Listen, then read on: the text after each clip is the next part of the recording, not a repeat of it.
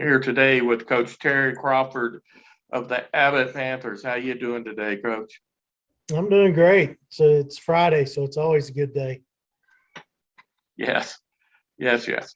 Uh, so one of the things I'm trying to do with these series of interviews is kind of give a perspective on a coach's life from the angle of the way a career develops to the way you move around. So if you don't mind, take us through your coaching career.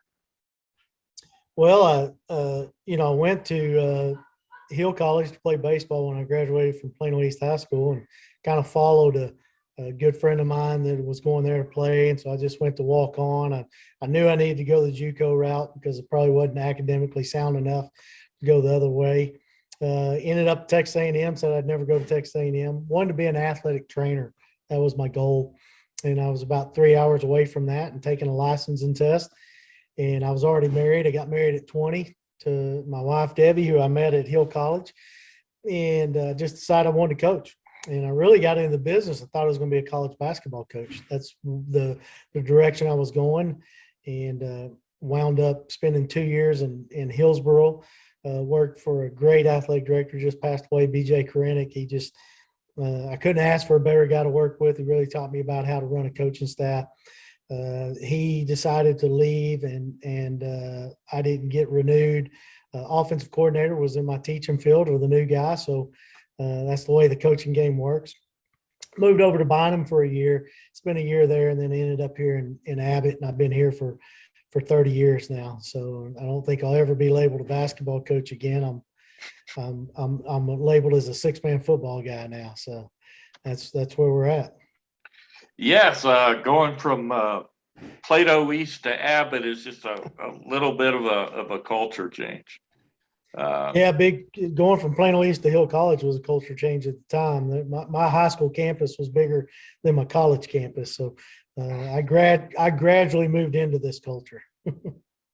Now, one of the things I think we're good at in Texas is coaches developing coaches for the txhsfb, Six Man Coaches Association. But that's a bit or a large part of your role there at Abbott is developing the coaches, especially in a small community like that. A coach is going to coach 3-4 sports. And you probably know everyone that attends Abbott ISD by sight and name. So talk a little bit about that role of mentoring the coaches and how it works in such a small town. Yeah, that's a big role, and especially here now, for the last year or so, my goal, I'm retiring in 2 years. I know that unless God comes in and changes that, I'm retiring in 2 years. I've let admin and everybody know. So really my focus for the last 3 years has been coaching coaches.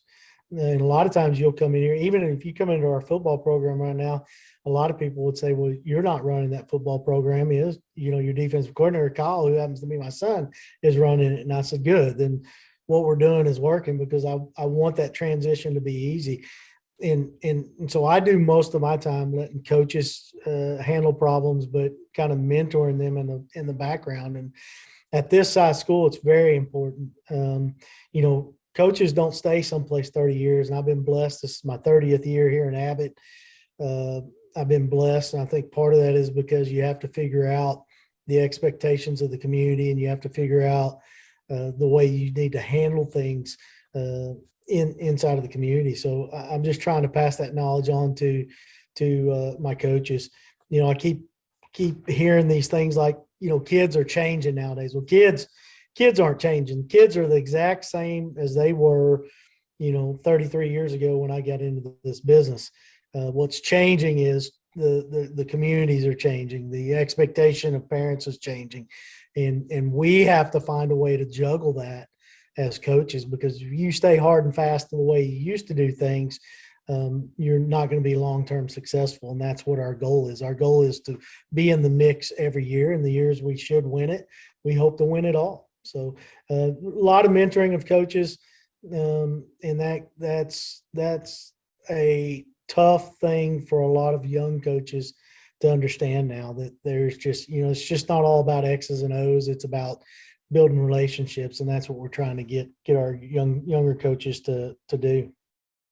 Now, talk a little bit about the small community vibe. I mean, you came from a huge school in high school in Plano East, and now for the past 30 years in your environment where like at Plano East, they have no idea necessarily what ninth graders are going to be 10th graders at what high school, and every kid that you see playing on a playground is going to be coming up through your program. Yeah, no doubt. It's a one horse town. I tell our kids all the time, it's not a matter of when we're going to find out what you did, or if we're going to find out what you did. It's when we're going to find out. So news travels fast. It is a small school. An associate of mine, a good friend of mine, Randy Jackson, who spent a little tenure at Plano East, has said it just didn't work for him. And I understand what he's talking about. Here, I'll use an example, baseball example. Our baseball program has a slogan called PAC. It's the PAC mentality. It's one that Coach C brought in with him. And we look down in every single team in our youth program, all the way down to our 2 T-ball teams. They all have that on their uniforms or on their hats. And that's building, that's building a culture. We know the kids. I had a kindergartner walk up to me in the hallway the other day and say, "Hey, Coach, you gonna come watch my game?" Where else does that happen? And so you build relationships with these young kids at an early age, out on the playground. You walk by going to practice and they're playing a football game and you stop and throw a pass or whatever. These kids, it's just different. I think back South Lake Carroll, had that model back in the day.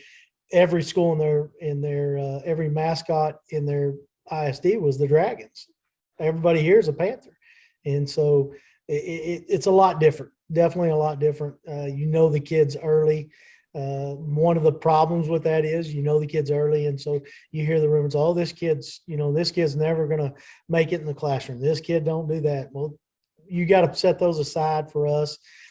I can't tell you how many times we've gotten kids up here, got them involved in our programs, and elementary teachers come back and say, "I can't believe that kid's that way." Well, we have something to offer and something to help build that kid's life. So love the small town. I've had classmates from the time I got into coaching said, "You don't want to be in a small town." Well, I understand the pluses of a small town, small school, and I understand the pluses of a big school, and I understand the negatives of both. So both my kids went to school here, kindergarten through 12.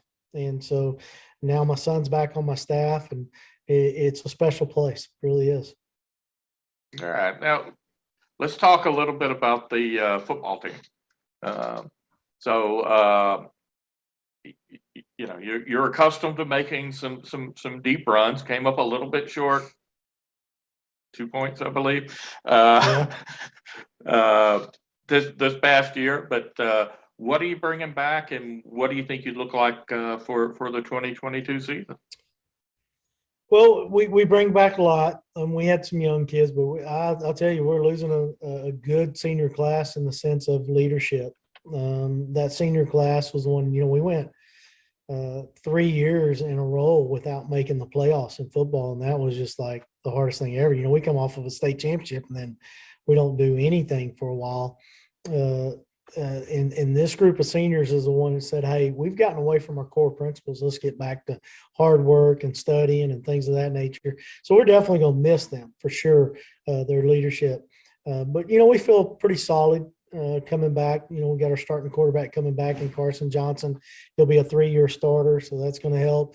We lose an all-state second team running back and Robert Munoz, but we've got a lot of kids coming. We had 5 running backs last year, and at any time we could stick another one in, and so we lose a little bit on the line. We lose a guard and a split end, and that's going to be big for us early. We feel like we got kids that can replace them, but that's going to be big. And on the defensive side of the ball, we lose a defensive MVP from the region. Didn't get to play in the semifinal game because he broke his collarbone in the week before. So we lose him, we'll have to replace him. But, on the defensive side of the ball, we feel like we're going to be solid. And that's what we build our program around, defense. So defense is hard in the 6-man game. And when you can build a solid, fast, multifaceted defense, you're going to have success. And so we're going to lean a lot on that defense, but we're excited. We're excited. We think we can play with them, with everybody. So we're going to go out and try to make another run. All right. So one more thing before I let you go, Coach. Tell me one thing about Terry Crawford that most people don't know. Well, I don't know. There's a lot. I told you one. My aspirations would be a college basketball coach.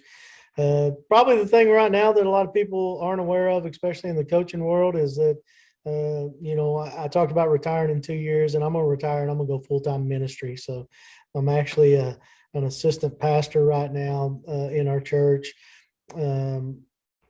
Not by my will, but by his will. I think God has a sense of humor. I was the worst junior high student ever, and he made me a junior high teacher.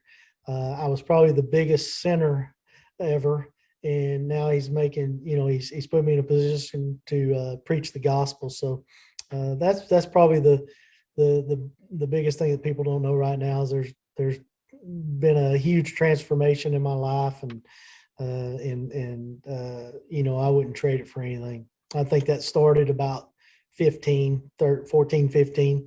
And it's ironic that started with a state championship. I remember going to the state championship in 12, and like we all do, we tweet, and hey, it doesn't matter if you win the game or not. We've come a long way. And shoot, I'm on the bus going, no, it does matter. I want to win this game. This is bigger than anything else. 15, I remember people saying, man, there's just a calm about you. And I said, you know what? This game's been decided. It's not going to define me. It's not going to define our team. It's not going to define our program. If we lose, we're going to be the same Abbott Panthers that we've always been. If we win, we're going to be the same Abbott Panthers. And I just think that was just a blessing from God that gave me that. And I think that peace gave my kids peace. And I think our kids just went out and performed and got a chance to experience that state championship. All right. Well, Coach, thanks for your time today, and best of luck going forward. Appreciate it. Thank you.